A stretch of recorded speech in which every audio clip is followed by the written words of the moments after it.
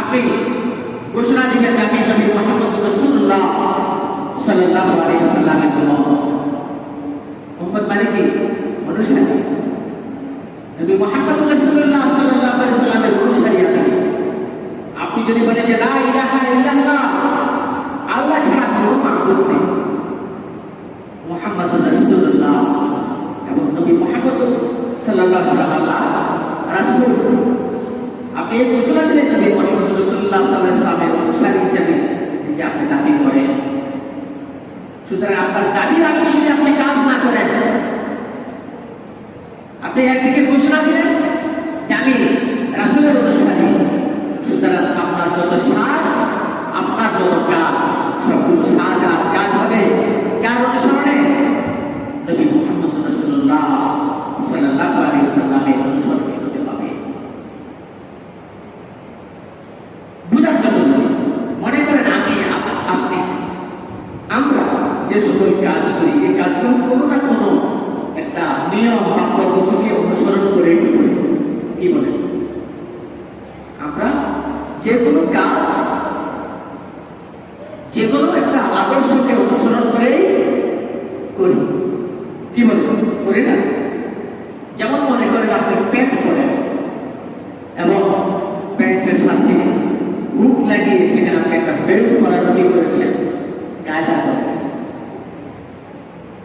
তো এখন আপনি বেল্ট লাগিয়ে প্যান্ট পরে না, ক্ষেত্র বিশেষে দেখা যায় মনে করেন অনেকে উপরের শার্ট বা গেঞ্জি এটা প্যান্টের ভিতরে ঢুকিয়ে দেয়, অর্থাৎ নিচের পাটকে উপরে তুলে দেয় আর নিচের পাটটাকে উপরের পাটটাকে ভিতরে ঢুকিয়ে দেয়। এটাকে তারা বলে ঈদ করে, তাই না?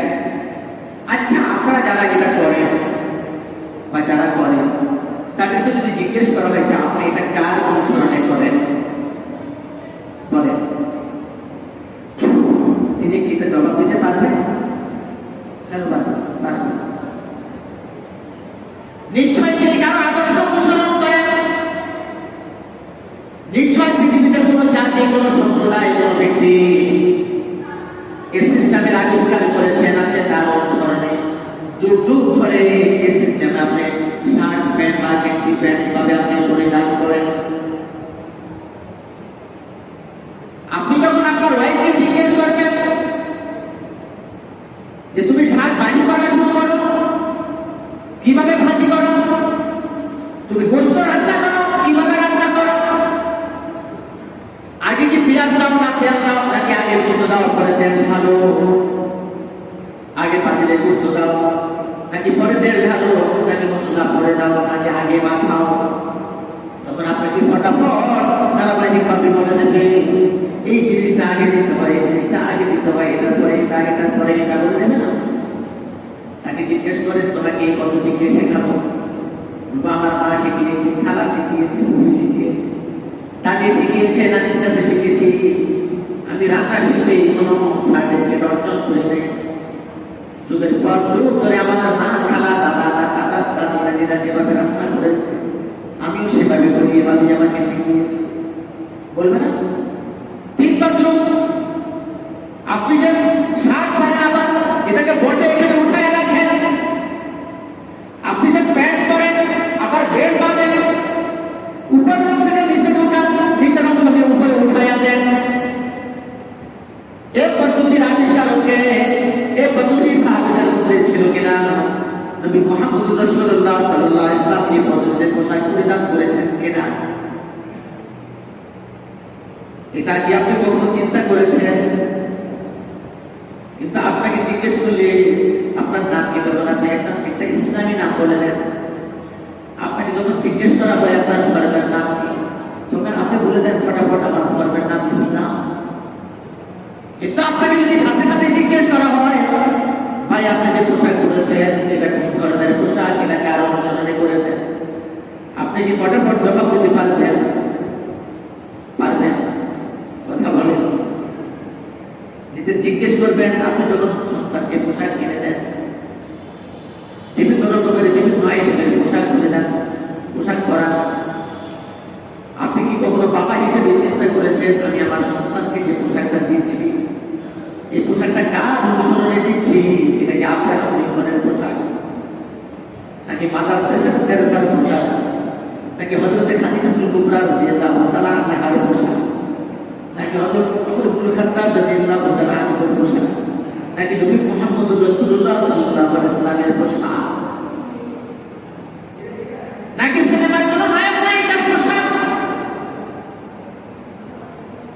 আপনি যদি আপনার মনের মধ্যে যদি এই ধরনের প্রশ্ন তৈরি করতে পারেন, তাহলে আপনার ফিরে আসার সুযোগ থাকে।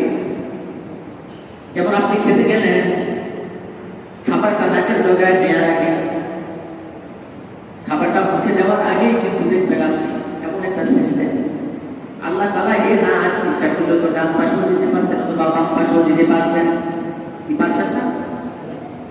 নাক দিয়ে বিভিন্ন ধরনের ময়লা আবর্জনা বের হয়, আবার খাবারের মুখটা কিন্তু নাকের খুব কাছে, নাকে এক ধরনের ময়লা আবর্জনা বের হয় না? আর এদিকে আমরা খাই, চিন্তা করে দেখেন একবার যে অল্প একটু ডিফারেন্স, এক আঙ্গুলের ডিফারেন্স যে ময়লা বের হয়, আর যে আমি খাবার খাই, আমার রব ইচ্ছা করলে তুই নাকটা ডান পাশে অথবা বাম পাশেও দিতে পারতেন, অথবা পিছনেও দিতে পারতেন।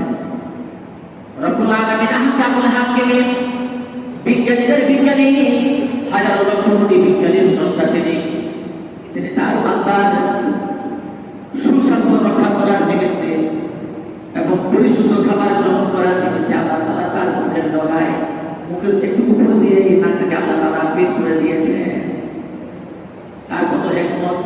আমার বান্দা যখন খাবার হাতে করে মুখে দিতে দিবে, মুখে নেওয়ার আগেই নাকি তার নাকটা চলে যাবে, নাক বলে দেবে খাবারটা কি স্বাস্থ্যকর খাবার নাকি অস্বাস্থ্যকর, এই খাবারটা কি গান্দা হয়ে গেছে নাকি এখনো ভালো আছে, খাবারটা কাছে আনলে মুখের কাছে দিলে নাকের কাছে নাকটা যায় কিনা, কথা বলেন? খাবারটা মুখে দেওয়ার আগে নাকটা নাকে চলে যায়, অটোমেটিকলি আপনি তখন বুঝে নেন খাবার তো নষ্ট হয়ে গেছে, গান্দা হয়ে গেছে, আর খাওয়া যাবে না। আপনার রব আপনাকে একটা মশা মাসি খাবার এই সিস্টেমে কখনো খাওয়ায় না। তখন আপনি মুখে খাবার বলেও খাবারটা ফিরিয়ে নেন আর মুখে দেন না। আপনি পোশাক কিনতে গিয়ে যদি আপনার বাবা হিসাবে, মা হিসাবে, দাদা হিসাবে, চাচা হিসাবে, মামা হিসাবে আপনার রবকে যদি আপনি পোশাক কিনতে গিয়ে যদি সেন্টিমেন্ট তৈরি করতে না পারেন যে আমি তা গিয়েছি আমার বাগিনার জন্য, বাকিটার জন্য, নিজের সন্তানের জন্য, এই পোশাকটা কার অনুসরণে করছি, এটা যদি মুহাম্মদ রাসূলুল্লাহ সাল্লাল্লাহু আলাইহি ওয়াসাল্লামের আদর্শের আলোকে এই পোশাক হয় কিনা? মেয়ের জন্য পোশাক কিনছি, এই পোশাক হযরত খাদিজাতুল কুবরা রাদিয়াল্লাহু তাআলা আনহা, হযরত আয়েশা সিদ্দিকা রাদিয়াল্লাহু তাআলা আনহা, নবী সহধর্মী যারা ছিল তারা এই ধরনের পোশাক পরিধান করেছে কিনা? যদি আপনি নিজের প্রেমিকের কাছে সেটা দাঁড় করাতে না পারেন, তাহলে আপনার ফিরে আসার সুযোগ নাই। যদিও খাবার মুখে করে নিয়ে পচা আর বাসি খাবার শনাক্ত করে সেটা ফিরিয়ে দেন, খান না, কিন্তু নিজের সেন্টিমেন্টে, নিজের মস্তিষ্কে, নিজের প্রেমিকের কাছে যদি এই কথা আপনি দাঁড় করাতে না পারেন, তাহলে আপনি অবশ্যই আসলে আদর্শ বিরোধী পোশাক সন্তানকে কিনে দেবেন, নিজের জন্য কিনবেন, স্ত্রীর জন্য কিনবেন। এই পোশাক মানুষ দেখতে, আপনার স্ত্রী সন্তানদের পোশাক দেখে মানুষ তাকিয়ে থাকবে, ভোগ করবে, উপভোগের নজরানা তৈরি করবে। জীবনে কখনো জানা করেননি, হাসরের ময়দানে যখন আপনার আমলনামা দেওয়া হবে আপনার হাতে, তখন আপনি দেখবেন যে আপনার আমলনামায় অনেক জানা ব্যভিচারের গুনাহ। তখন আপনি বলবেন চিৎকার করে, রব, জীবনে কখনো আমি জানা ব্যভিচার করি নাই, কিন্তু আমার আমলনামায় কোথেকে এতগুলো জানা ব্যভিচারের গুনাহ আসে?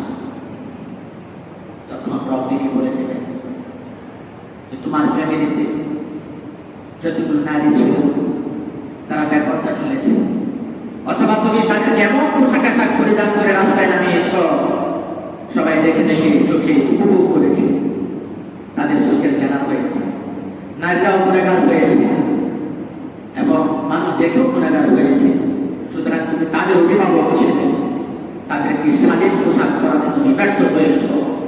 আজকে বাবা হিসাবে, স্বামী হিসাবে, ভাই হিসাবে, সন্তান হিসাবে